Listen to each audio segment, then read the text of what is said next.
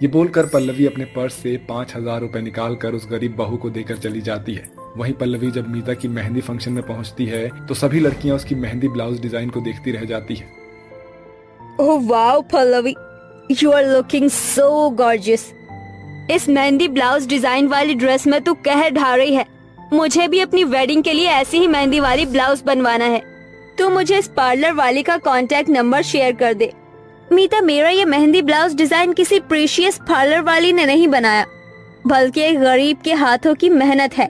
शादी से एक दिन पहले पल्लवी मीता को लेकर मधु के ससुराल आती है, जहां मधु के घर के गरीब हालत देखकर उन्हें काफी बुरा लगता है। मधु भाभी, आपसे मिलने कोई आया है। अरे मैडम जी, आप यहाँ? कैसा गया फंक्शन? फंक्शन बहुत ही फैबुलस था और तुमने जो मेहंदी ब्लाउज डिजाइन बनाया था सभी को पसंद आया। वैसे ये मेरी सहेली मीता है, कल इसकी शादी है, इसे भी मेहंदी ब्लाउज डिजाइन बनवाना है। वैसे ये शादी का लहंगा है, देखकर बताओ इस पर कौन सा ब्लाउज डिजाइन ज्यादा अच्छा लगेगा। और ब्लाउज डिजाइन के साथ मुझे हाथ पैरों पर भी वेडिंग मेहंदी लगवानी है, तो मैं तुम्हें 25,000 दे दूं। 25,000? अच्छा, तो फिर 30,000 ले लेना। इतनी बड़ी रकम सुनकर मधु अपनी गरीब सास ननद को देखने लगती है। फिर मधु जल्दी से मेहंदी पीस कर उसे कई सारे कोन तैयार कर लेती है।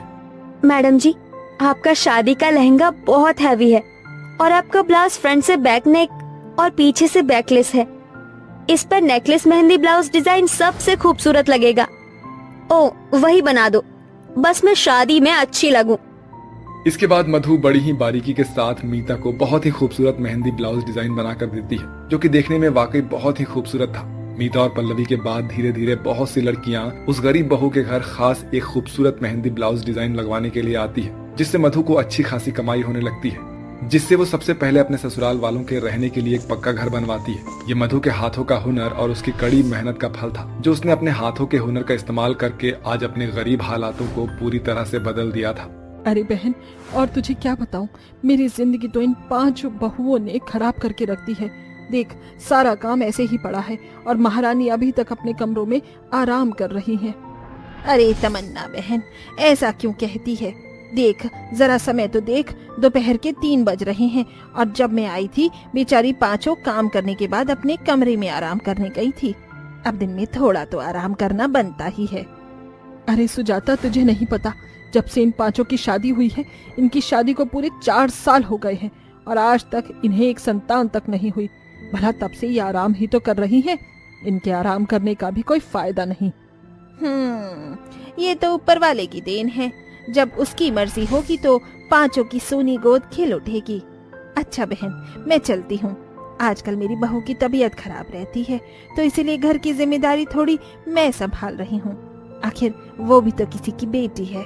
सुजाता ऐसा कहकर वहाँ से चली जाती है, जिसके बाद तमन्ना अपने आप से कहती है, बड़ी आई बहुओं की तरफदारी करने वाली।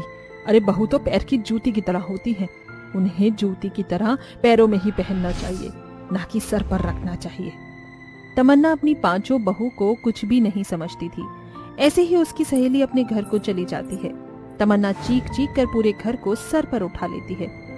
अरे नास्पीटियो, कहाँ जाकर मर गई हो? अरे तुम लोगों ने तो हद ही पार कर दी। पता नहीं मनहूस कहीं की क्यों इस घर के अंदर पड़ी हुई हो। तमन्ना के चिल्लाने पर उसकी 5 बहू उसके सामने आ जाती हैं। क्या हुआ माँ जी? कौन सा बवाल मच गया है अचानक से? दोपहर के 3 बज रहे हैं और आप हमें 3 बजे ही उठा रही हो। आपकी तबीयत तो ठीक है ना माँ जी? इनकी तबीयत का पता नहीं, लेकिन मेरी और काजल की तबीयत बहुत ज्यादा खराब है। हाँ माँ जी, बताइए, क्या हम थोड़ी देर आराम भी नहीं कर सकते? अरे देखो तो सही, किस तरह जान खाने की तरह मेरे ऊपर चढ़ती हुई आ रही हो तुम 5 की 5। अरे मैं तुम्हारी सास हूँ कि तुम 5 मेरी सास हो? माँ जी, आप ही हमारी सास हो।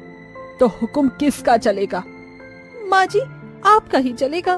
कान खोल कर सुन लो तुम 5 की 5। अगर तुम 5 की 5 काम में जरा भी ढील करोगी तो मैं तुम्हें तुम्हारे घर भेज दूंगी।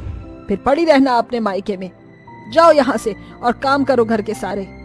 अपनी सास का हुक्म सुनकर उन 5 को घर के काम करने पड़ते हैं, जबकि शाम भी नहीं हुई होती। ऐसे ही तमन्ना अपनी 5 बहुओं के ऊपर बहुत अत्याचार करती, ऊपर से उन्हें बांझ कहकर उन्हें बहुत ज्यादा जलील करती। इसी के चलते एक दिन उन्हें पूजा पाठ और मंदिर का ताना देती है। तुम पांचों मनहूस जब देखो घर के अंदर ही पड़ी रहती हो। एक काम करो, आज से सुबह और शाम तुम पांचों मंदिर जाओगी और भगवान की सेवा करोगी। शायद इसी के चलते तुम पांचों को भगवान हमारा वंश बढ़ा